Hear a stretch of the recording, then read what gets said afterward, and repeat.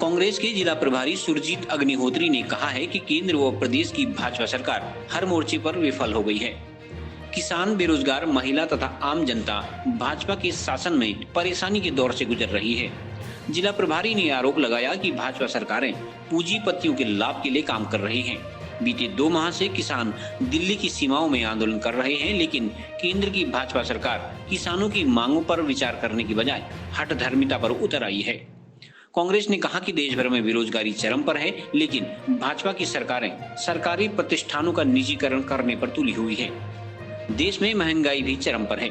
वैश्विक स्तर पर कच्चे तेल के दामों में कमी आने के बाद भी देश में डीजल व पेट्रोल के दामों में लगातार वृद्धि चौंकाने वाली है। बैठक में कांग्रेस जिलाध्यक्ष लोकमणि पाठक, पूर्व दर्जा मंत्री राजेंद्र टंगड़िया, महिला कांग्रेस जिलाध्यक्ष गीता रावल, युवक कांग्रेस जिलाध्यक्ष कवि जोशी आदि ने एकजुट होकर बागेश्वर जिले की दोनों सीटों पर जीत हासिल करने का संकल्प दोहराया है। आज प्रदेश कांग्रेस कमेटी की ओर से हमारे बीच में बहुत ही अनुभवी अग्निहोत्री साहब को यहाँ पर भेजा है। ये मंथन है कि समन्वय बैठक है कि आगामी जो चुनाव आ रहे हैं उस चुनाव में किस प्रकार कांग्रेस गांव-गांव जाए और अपनी बात जनता तक पहुंचाए। जैसा कि अभी अग्निहोत्री जी ने कहा, आज पूरे प्रदेश में निराशा, हताशा, बेरोजगार आज के अखबार में पढ़ हो गए, बीच में अखबारों में आया 5000 बीपीएड, सीपीएड और जो डिप्लोमा प्राप्त नवयुवक हैं वो ओवर हो चुके हैं। लेकिन प्रदेश की सरकार को बिल्कुल चिंता नहीं है कि जो उत्तराखंड इसलिए बनाया था कि इनका नारा था कि हर हाथ में हम रोजगार देंगे, हर नौजवान की गाड़ू में लाली आएगी, खेतों में पानी मिलेगा।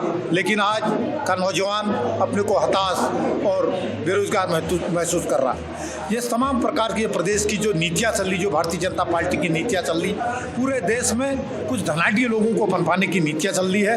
इन नीतियों के खिलाफ हम सभी लोग अपने जो हमारे प्रदेश के शीर्ष नेता माननीय हरीश राव जी, माननीय प्रदेश अध्यक्ष जी, उनके नेतृत्व में हम लोग गाँव-गाँव जाकर कांग्रेस की नीतियों को, जो हमारे राष्ट्रीय स्तर पर जो हमारे नेता राहुल गांधी जी का जो नीति है उनको घर घर जाके कहेंगे। और जिस प्रकार से पूरे प्रदेश में आज भ्रष्टाचार जीरो टॉलरेंस करें, कहाँ पर है जीरो टॉलरेंस बताइए।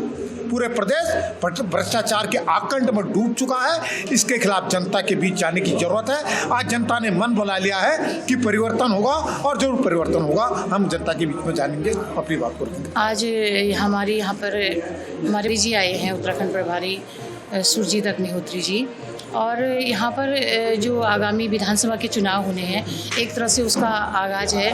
और यहाँ पर समन्वयक बैठक आज यहाँ पर रखी गई है, जिसमें हमारे जिलाध्यक्ष जी सहित समस्त तीनों ब्लॉकों से सभी यहाँ पर उपस्थित हुए हैं, ब्लॉक अध्यक्ष। और किस तरह हमें 2022 का चुनाव की तैयारी करनी है, किस तरह कांग्रेस पार्टी को मजबूत करना है और संगठन को किस तरह एक साथ एकजुट होकर कार्यकर्ताओं में एक जोश आए, ऐसे यहाँ पर सब लोगों की राय ली जा रही है। और क्योंकि इस बार ऐसा सरकार की जो नीतियाँ हैं पूर्ण रूप से विफल हैं, ये जनता भली बात जान चुकी है।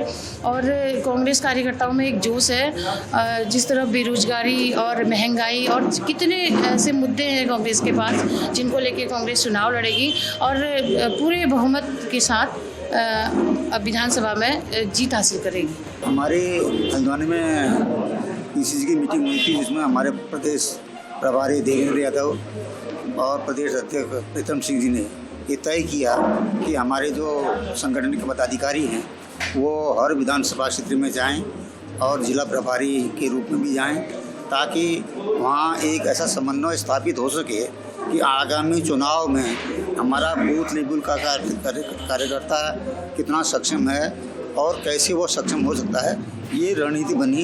इसी परिप्रेक्ष्य में आज भाजपुर से सुरजीत अग्निहोत्री जी यहाँ आए हैं, जो हमारे बागेश्वर विधानसभा के प्रभारी हैं। तो उनका आज का कार्यक्रम था कार्यकर्ताओं से मिलने का। कल को 26 जनवरी हमारा गणतंत्र दिवस है। झंडारोहण के बाद वो नगर कांग्रेस बागेश्वर और ब्लॉक कांग्रेस बागेश्वर की मीटिंग लेंगे तदुपरांत 27 को गरुड़ की मीटिंग लेंगे, 28 को कठपुरिया की और 29 को फिर समीक्षा बैठक की जाएगी। आज हम एक समन्वय स्थापित करने की कोशिश कर रहे हैं कि जिस तरह से वर्तमान बीजेपी सरकार चाहे वो केंद्र में हो चाहे प्रदेश में हो, महंगाई बेतहाशा बढ़ रही है।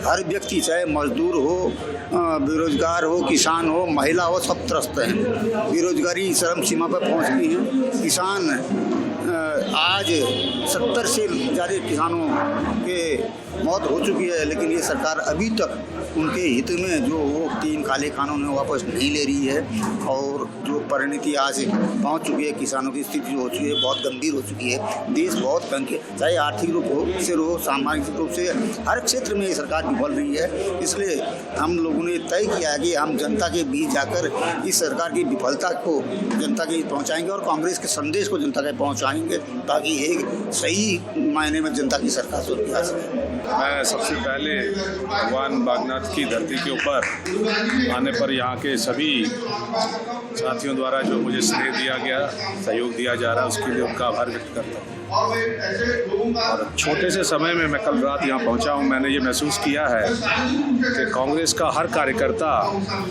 इस बार एक बात से ज़रूर प्रेरित है कि हमें हर हालत में इस वाले चुनाव के अंदर विजय हासिल करनी है और उसके लिए संगठन के हमारे जो प्रमुख हैं, जो पार्टी के हमारे वरिष्ठ नेतागण हैं, उनके द्वारा कुछ दिशा निर्देश हम लोगों को दिए गए हैं।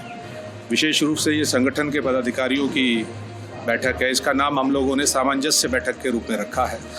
तो हमारा मुख्य उद्देश्य यही है कि कांग्रेस पार्टी के जो डिफरेंट हमारे संगठन के हिस्से हैं वो आपस में किस तरीके से तालमेल से चलें, उनके अंदर एक बेहतर सामंजस्य की स्थिति पैदा हो और आने वाले चुनाव के अंदर हम लोग विजय हासिल करें। अपने सभी साथियों का, वरिष्ठ कांग्रेस जनों से मेरी बातचीत हुई है और उनकी इस भावना का मैं बहुत सम्मान करता हूं कि वो अपने हर तरीके के छोटे मोटे मतभेदों को भूलकर इस बार एक साथ मिलकर के चुनाव का मुकाबला करने के लिए तैयार हैं और बागेश्वर की महान जनता के आशीर्वाद से, उनके सहयोग से, भगवान बागनाथ जी के आशीर्वाद से आप देखेंगे कि बागेश्वर के अंदर जो कांग्रेस का पुराना एक बेस बना हुआ है, इस बार बागेश्वर की जनता कांग्रेस के हमारे जनप्रतिनिधि को, सरकार को यहाँ के लोगों की सेवा का अवसर करने का मौका अवश्य प्रदान करेगी, ऐसा मुझे यहाँ आने पर महसूस हुआ है।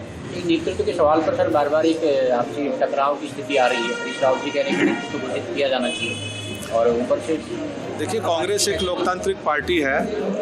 हर लीडर को, हर व्यक्ति को आपने देखा होगा यहाँ पर छोटे से कार्यकर्ता को भी अपनी बात कहने का एक पूरा मौका दिया जाता है, लेकिन उसका अर्थ ये नहीं निकालना चाहिए कि हमारे लीडरशिप के अंदर कहीं पर कोई मतभेद है। मैं विश्वास के साथ कह सकता हूँ कि जो भी विचार हमारे लीडर लोग रख रहे हैं, वरिष्ठ नेता लोग रख रहे हैं, चुनाव आते आते जब तक चुनाव का समय आएगा आप देखेंगे कि कांग्रेस पहले से भी ज़्यादा मजबूती के साथ इस चुनौती का सामना करने के लिए तैयार है। और निश्चित रूप से जो हालात आज उत्तरांचल के अंदर मौजूदा सरकार ने पैदा कर दिए हैं, मैं यहाँ से 200 किलोमीटर से आता हूँ, रास्ते में बहुत से लोगों से मेरी वार्ता हुई है।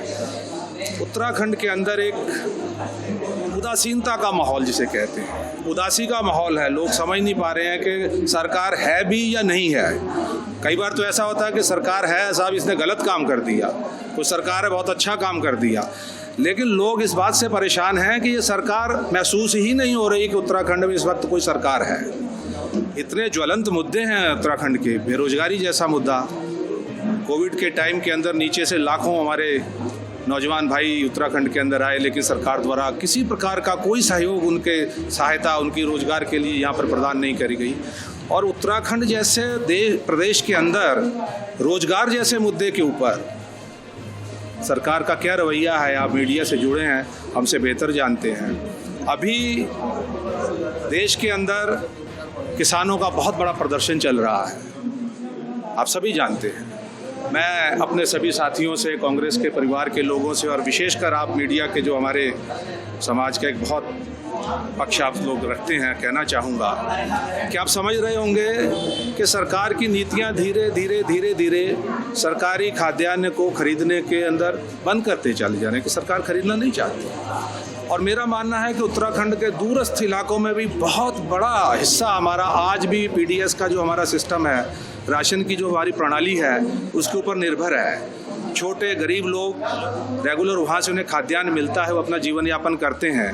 लेकिन अगर सरकारें इस तरीके का कार्य करेंगी, वो खरीदेंगी नहीं, तो आप ये स्वयं सोच सकते हैं कि भविष्य के अंदर उन क्षेत्रों के अंदर उन लोगों को भोजन के लिए, खाद्यान्न के लिए जो आवश्यक वस्तुएं सरकार रियायती दरों पे उपलब्ध कराती है, वो कैसे मुहैया हो पाएंगी, नहीं उपलब्ध हो पाएंगी। तो इसके भी प्रभाव जो हैं दूरगामी हैं। तो और हमारा यही प्रयास है कि सब हमारे संगठन के जितने साथी हैं एक स्ट्रेटजी, एक रणनीति तैयार करके जनता से इस बार सेवा का अवसर मांगते हैं। उनसे हमारा निवेदन है और मुझे विश्वास है कि बागेश्वर की जनता, यहाँ के लोग बड़े प्रबुद्ध हैं और कांग्रेस का एक बहुत बड़ा जनाधार आज से नहीं, बहुत पहले से यहाँ पर रहा है। हमारा प्रयास उन सबको एक साथ लेकर के चलने का है और निश्चित रूप से आने वाले चुनाव में बागेश्वर में आपको एक परिवर्तन देखने को मिलेगा, ऐसा नहीं। सीसीएन न्यूज के लिए हिमांशु जोशी की रिपोर्ट।